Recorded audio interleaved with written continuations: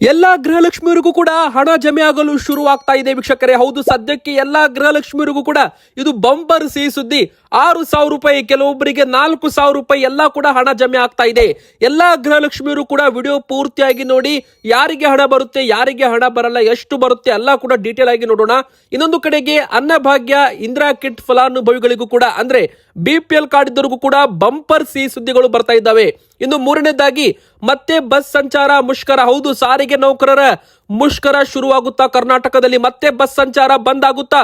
ಹೌದು ವೀಕ್ಷಕರೇ, ಹೊಸ ವರ್ಷಕ್ಕೆ ನೌಕರರು ಶಾಕ್ ಕೊಡ್ತಾರ ಜನರಿಗೆ. ಅದು ಕೂಡ ವಿಡಿಯೋದಲ್ಲಿ ದೊಡ್ಡ ಒಂದು ಬ್ರೇಕಿಂಗ್ ನ್ಯೂಸ್ ಇಲ್ಲಿ ಬಂದಿರುವಂತದ್ದು ವೀಕ್ಷಕರೇ. ಎಚ್ಚರ ಎಚ್ಚರ, ಶೀತ ಗಾಳಿಯ ಎಚ್ಚರಿಕೆ. ಈ ಜಿಲ್ಲೆಯ ಜನರು ಎಚ್ಚರದಿಂದಿರಬೇಕು ಅಂತ ಹವಾಮಾನ ಇಲಾಖೆ ಹೇಳಿದೆ ವೀಕ್ಷಕರೇ. ಯಾವೆಲ್ಲ ಜಿಲ್ಲೆಗಳಲ್ಲಿ ಶೀತ ಗಾಳಿ, ಚಳಿ ಪ್ರಮಾಣ ಜಾಸ್ತಿ ಆಗಲಿದೆ ಅದು ಕೂಡ ನೋಡ್ತಾ ಹೋಗೋಣ. ಇನ್ನೊಂದು ಕಡೆಗೆ ಆಧಾರ್ ಕಾರ್ಡ್ ಇದ್ದವರು ಕೂಡ ವಿಡಿಯೋ ಪೂರ್ತಿಯಾಗಿ ನೋಡಿ. ಇದೇ ಒಂದು ಡಿಸೆಂಬರ್ 31 ಕೊನೆ ದಿನಾಂಕ. ಹೊಸ ವರ್ಷದಿಂದ ಆಧಾರ್ ಕಾರ್ಡ್ ಇದ್ದವರಿಗೆ ಹೊಸ ರೂಲ್ಸ್ ಗಳು ಕೂಡ ಪ್ರಾರಂಭವಾಗ್ತಾ ಇದ್ದಾವೆ ವೀಕ್ಷಕರೇ. ಇನ್ನು ಹೊಸ ವರ್ಷ ಬರ್ತಾ ಇದ್ದಂತೆ ಬಂಗಾರದ ಬೆಲೆಯಲ್ಲಿ ಏರಿಕೆ ಆಗುತ್ತಂತೆ ತಜ್ಞರು ಹೇಳ್ತಾ ಇದ್ದಾರೆ. ಇದರ ಬಗ್ಗೆನೂ ಕೂಡ ದೊಡ್ಡ ಬ್ರೇಕಿಂಗ್ ನ್ಯೂಸ್. ಬಂಗಾರದ ಬೆಲೆ, ಬೆಳ್ಳಿ ಬೆಲೆ ದಾಖಲೆ ಮುರಿದು ಮುಂದೆ ನುಗ್ತಾ ಇದೆ ವೀಕ್ಷಕರೇ. ಇದರ ಬಗ್ಗೆನೂ ಕೂಡ ಡೀಟೇಲ್ ಆಗಿ ನೋಡೋಣ. ಮೊದಲಿಗೆ ಗೃಹಲಕ್ಷ್ಮಿಯರಿಗೆ ಭರ್ಜರಿ ಸಿಹಿ ಸುದ್ದಿ ಬಂದಿರೋದ್ರಿಂದ ಎಲ್ಲ ಗೃಹಲಕ್ಷ್ಮಿಯರು ಬೇಗನೆ ವಿಡಿಯೋಗೆ ಒಂದು ಲೈಕ್ ಮಾಡಿ. ಹಾಗೆ ಕಮೆಂಟ್ ಬಾಕ್ಸ್ ಅಲ್ಲಿ ಪ್ರತಿಯೊಬ್ಬರು ಕೂಡ ನಿಮ್ಮ ಊರಿನ ಹೆಸರನ್ನ ಕಮೆಂಟ್ ಮಾಡೋದ್ರ ಜೊತೆಗೆ ಗೃಹಲಕ್ಷ್ಮಿಯವರು ಇವತ್ತು ನಿಮಗೆ ಎಷ್ಟು ಕಂತು ಹಣ ಬರಬೇಕು ಬೇಗನೆ ಕಮೆಂಟ್ ಮಾಡಿ. ಸರ್ಕಾರ ಇಲ್ಲಿವರೆಗೂ 23 ಕಂತು ಹಣ ಹಾಕಿದೆ, 46,000 ರೂಪಾಯಿ ಹಣ ಹಾಕಿದೆ ಅಂತ ಹೇಳಲಾಗ್ತಾ ಇದೆ. ನಿಮಗೆ ಎಷ್ಟು ಹಣ ಬಂದಿದೆ ಅಂದ್ರೆ 42,000 ರೂಪಾಯಿ ಬಂದಿದೆಯಾ, 44,000 ರೂಪಾಯಿ ಬಂದಿದೆಯಾ, 46,000 ರೂಪಾಯಿ ಬಂದಿದೆಯಾ? ಬೇಗನೆ ಎಲ್ಲರೂ ಕೂಡ ಕಮೆಂಟ್ ಮಾಡಿ. ಹಾಗೆ ನಮ್ಮ ಚಾನೆಲ್ಗೆ ಸಬ್ಸ್ಕ್ರೈಬ್ ಕೂಡ ಮಾಡಿ ವೀಕ್ಷಕರೇ. ಹೌದು, ಇಲ್ಲಿ ಗೃಹಲಕ್ಷ್ಮಿಯರಿಗೆ ಇಲ್ಲಿವರೆಗೂ 23 ಕಂತು ಹಣವನ್ನ ಅಂದ್ರೆ ಇಲ್ಲಿವರೆಗೂ 46,000 ರೂಪಾಯಿ ಹಣವನ್ನ ಗೃಹಲಕ್ಷ್ಮಿಯರಿಗೆ ಹಣವನ್ನ ಜಮೆ ಮಾಡಲಾಗಿದೆ ಅಂತ ಖುದ್ದು ಸದನದಲ್ಲಿ ಸಚಿವೆ ಲಕ್ಷ್ಮೀ ಹೆಬ್ಬಾಳ್ಕರ್ ಮೇಡಮ್ ಅವರು ಸ್ಪಷ್ಟನೆ ಕೊಟ್ಟಿದ್ದಾರೆ. ಬಾಕಿ ಇರುವುದು ಸೆಪ್ಟೆಂಬರ್ ತಿಂಗಳದ್ದು, ಅದು ಹಾಕಿದ್ರೆ 48,000 ರೂಪಾಯಿ ಆಗುತ್ತೆ. ನಂತರ ಅಕ್ಟೋಬರ್ ತಿಂಗಳದ್ದು ಅದು ಹಾಕಿದ್ರೆ 50,000 ರೂಪಾಯಿ, ಹಾಫ್ ಸೆಂಚುರಿ 50,000 ರೂಪಾಯಿ ಹಣ ಜನರಿಗೆ ಅಂದ್ರೆ ಗೃಹಲಕ್ಷ್ಮಿಯರಿಗೆ ಹಾಕಿದಂತಾಗುತ್ತೆ. ನವೆಂಬರ್ ತಿಂಗಳದ್ದು ಹಾಕಿದ್ರೆ 52,000 ರೂಪಾಯಿ ಹಣ ಗೃಹಲಕ್ಷ್ಮಿಯರಿಗೆ ಜಮೆ ಆಗಲಿದೆ ಅಂತಾನು ಕೂಡ ಇಲ್ಲಿ ನಾವು ಹೇಳ್ಬಹುದು ವೀಕ್ಷಕರೇ. ಆದ್ರೆ ಪ್ರತಿಪಕ್ಷದವರು ಬೆಳಗಾವಿಯ ವಿಧಾನಸಭೆಯಲ್ಲಿ ಏನ್ ಹೇಳಿದ್ದಾರೆ ಅಂದ್ರೆ ಗೃಹಲಕ್ಷ್ಮಿ ಹಣ ಫೆಬ್ರವರಿ ಮತ್ತು ಮಾರ್ಚ್ ತಿಂಗಳದ್ದು ಅಕೌಂಟ್ಗೆ ಜಮೆ ಆಗೇ ಇಲ್ಲ, ಅದು ಸ್ಕಿಪ್ ಆಗಿದೆ. 2 ತಿಂಗಳು ಗೃಹಲಕ್ಷ್ಮಿ ಯೋಜನೆ ಲೇಟ್ ಆಗಿ ಬರ್ತಾ ಇದೆ ಅಂದ್ರೆ 2 ತಿಂಗಳು ಹಣ ಇನ್ನೂ ಕೂಡ ಬಂದಿಲ್ಲ. ಫೆಬ್ರವರಿ ಮಾರ್ಚ್ ತಿಂಗಳ ಹಣ ಎದಕ್ಕೆ ಹಾಕಿಲ್ಲ ನೀವು ಅಂತ ಇಲ್ಲಿ ಪ್ರಶ್ನೆ ಮಾಡಿದಾಗ ಅದಕ್ಕೆ ಅಸ್ಪಷ್ಟ ಉತ್ತರ ಬಂದಿರೋದ್ರಿಂದ ಗೃಹಲಕ್ಷ್ಮಿ ಯೋಜನೆ ವಿರುದ್ಧ ಪ್ರತಿಪಕ್ಷದವರು ಅಂದ್ರೆ ಬಿಜೆಪಿ ನಾಯಕರು, ವಿರೋಧ ಪಕ್ಷದ ನಾಯಕರು ಆರ್ ಅಶೋಕ್ ಕುಮಾರ್ ಅವರು ಸೇರಿದಂತೆ ಇದನ್ನ ವಿರೋಧವನ್ನ ವ್ಯಕ್ತಪಡಿಸಿದ್ದಾರೆ. ನಂತರ ಮುಖ್ಯಮಂತ್ರಿ ಸಿದ್ದರಾಮಯ್ಯನವರು ಫೆಬ್ರವರಿ ಮಾರ್ಚ್ ತಿಂಗಳ ಹಣ ಯಾರಿಗೆ ಬಂದಿಲ್ಲ ಅವರಿಗೂ ಕೂಡ ಜಮೆ ಮಾಡ್ತೀವಿ, ಯಾರು ಕೂಡ ಚಿಂತೆ ಮಾಡೋದು ಬೇಕಾಗಿಲ್ಲ ಅಂತ ಗೃಹಲಕ್ಷ್ಮಿಯರಿಗೆ ನೇರವಾಗಿ ಒಂದು ಭರವಸೆಯನ್ನ ಕೊಟ್ಟಿದ್ದಾರೆ. ಹೌದು, ಸದನದಲ್ಲಿ ಸಚಿವೆ ಲಕ್ಷ್ಮೀ ಹೆಬ್ಬಾಳ್ಕರ್ ಮೇಡಮ್ ಅವರು ಹಾಜರಾತಿ ಇದ್ದಿದ್ದಿಲ್ಲ. ಸೊ ಅಲ್ಲಿ ಮುಖ್ಯಮಂತ್ರಿ ಸಿದ್ದರಾಮಯ್ಯನವರು ಇದಕ್ಕೆ ಸ್ಪಷ್ಟವಾಗಿ ಉತ್ತರ ಕೊಟ್ಟಿದ್ದಾರೆ. ಯಾರಿಗೆ ಗೃಹಲಕ್ಷ್ಮಿಯರಿಗೆ ಹಣ ಬಂದಿಲ್ಲ ಕೂಡಲೇ ಅವರಿಗೆ ಹಣ ಹಾಕುವಂತೆ ಸೂಚನೆ ಕೊಡ್ತೇನೆ ಅಂತಾನು ಕೂಡ ಒಂದು ಭರವಸೆಯನ್ನ ಕೊಟ್ಟಿದ್ದಾರೆ ವೀಕ್ಷಕರೇ. ಅಂದ್ರೆ ಈಗ ಹಣ ರಿಲೀಸ್ ಆಗಿದ್ರು ಕೂಡ ನಿಮ್ಮ ಅಕೌಂಟ್ಗೆ ಇನ್ನು ಕೆಲವೇ ದಿನಗಳಲ್ಲಿ ಹಣ ಬರಲಿದೆ. ಒಮ್ಮೆ ಬಾರಿ ಘೋಷಣೆ ಆದರೆ, ಹಣ ಬಿಡುಗಡೆ ಆದರೆ ನಿಮ್ಮ ಅಕೌಂಟ್ಗೆ ಹಣ ಬರಬೇಕಂದ್ರೆ ಇಲ್ಲಿ ಏನಿಲ್ಲ ಅಂದ್ರೂ ಕೂಡ 10 ರಿಂದ 12 ದಿನದ ಸಮಯಾವಕಾಶ ಬೇಕಾಗುತ್ತದೆ ವೀಕ್ಷಕರೇ. ಡಿಸೆಂಬರ್ 30ರ ಒಳಗೆ ನಿಮ್ಮ ಖಾತೆಗೂ ಕೂಡ ಈ ಒಂದು ಗೃಹಲಕ್ಷ್ಮಿಯ 4,000 ರೂಪಾಯಿ ಹೆಚ್ಚುವರಿ ಹಣವು ಕೂಡ ಜಮೆ ಆಗಬಹುದು. ಯಾರಿಗೆಲ್ಲ ಜಮೆ ಆಗಿಲ್ಲ ನೋಡಿ.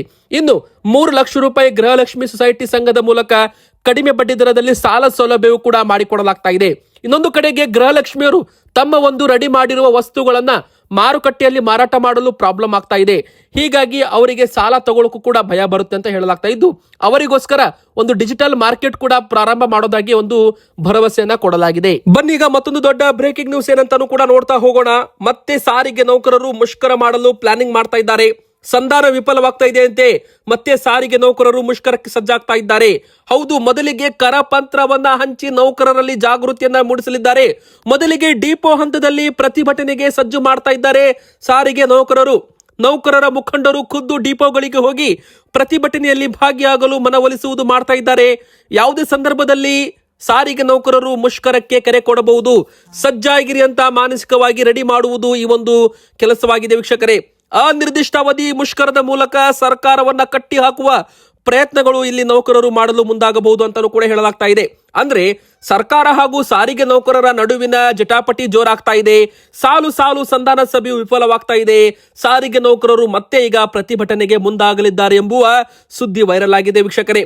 ಹೌದು, ಸಾರಿಗೆ ನೌಕರರು ಈಗಾಗಲೇ ಸರ್ಕಾರವನ್ನ ಇಕ್ಕಟ್ಟಿಗೆ ಸಿಲುಕಿಸಲು ಪ್ಲಾನಿಂಗ್ ಚಿಂತನೆ ಮಾಡ್ತಾ ಇದ್ದು ಮುಷ್ಕರವನ್ನ ಪ್ರಾರಂಭ ಮಾಡಲು ಕೂಡ ಸಂಘಟನೆಗಳು ಆ ಒಂದು ರೆಡಿಯನ್ನ ಮಾಡ್ಕೊಳ್ತಾ ಇದ್ದಾವೆ. ಸೋಮವಾರದಿಂದಲೇ ಸಾರಿಗೆ ಸಂಘಟನೆಗಳು ಡಿಪೋ ಹಂತದಲ್ಲಿ ಮುಷ್ಕರಕ್ಕೆ ಮುಂದಾಗಬಹುದು. ಪ್ರತಿ ಡಿಪೋಗಳಿಗೂ ತೆರಳಿ ನೌಕರರಿಗೆ ಖುದ್ದು ಸರ್ಕಾರದ ನಿರ್ಧಾರದ ತಿಳಿಸಲು ಸಿದ್ಧತೆಯನ್ನ ಮಾಡ್ತಾ ಇದ್ದಾರೆ ಅಂತಾನೂ ಕೂಡ ಹೇಳಲಾಗ್ತಾ ಇದೆ ವೀಕ್ಷಕರೇ. ಇಲ್ಲಿ ಸಾರಿಗೆ ನೌಕರರ ಬೇಡಿಕೆ ಏನು ಅಂದ್ರೆ 38 ತಿಂಗಳ ವೇತನ ಬಾಕಿ ಹಣ ನೀಡಬೇಕು. ಸರ್ಕಾರಿ ನೌಕರರಿಗೆ ನೀಡುವ ವೇತನಕ್ಕೆ ಸರಿಸಮಾನ ವೇತನ ಸಾರಿಗೆ ನೌಕರರಿಗೂ ಕೂಡ ಕೊಡಬೇಕು. ಕಾರ್ಮಿಕರ ಕಿರುಕುಳ ನಿಲ್ಲಬೇಕು. 1/1/2024 ವೇತನ ಜಾರಿ ಮಾಡುವುದು ಉದ್ದೇಶವಾಗಿದೆ ವೀಕ್ಷಕರೇ. ಬನ್ನೀಗ ಮತ್ತೊಂದು ದೊಡ್ಡ ಬ್ರೇಕಿಂಗ್ ನ್ಯೂಸ್ ಏನಂತ ನೋಡೋಣ. ರೇಷನ್ ಕಾರ್ಡ್ ಇದ್ದವರಿಗೆ ವೀಕ್ಷಕರೇ, ಹೌದು, ಇಲ್ಲಿ ಮೊದಲಿಗೆ ಹೇಳೋದಾಗೆ ಇಂದಿರಾ ಕಿಟ್ ಫಲಾನುಭವಿಗಳಿಗೂ ಕೂಡ ಒಂದು ದೊಡ್ಡ ಬ್ರೇಕಿಂಗ್ ನ್ಯೂಸ್. ಅನ್ನಭಾಗ್ಯ ಫಲಾನುಭವಿಗಳಿಗೂ ಕೂಡ ಇಂಪಾರ್ಟೆಂಟ್ ಮಾಹಿತಿ. ಇನ್ಮುಂದೆ ರಾಜ್ಯ ಸರ್ಕಾರದಿಂದ ಅಕ್ಕಿ ಖರೀದಿ ನಿಲ್ಲಲಾಗುತ್ತೆ. ಅಂದ್ರೆ ಕೇಂದ್ರ ಸರ್ಕಾರದ ಅಕ್ಕಿ ಮಾತ್ರ ಇನ್ನು ಮುಂದೆ ವಿತರಣೆ ಮಾಡ್ತಾರೆ.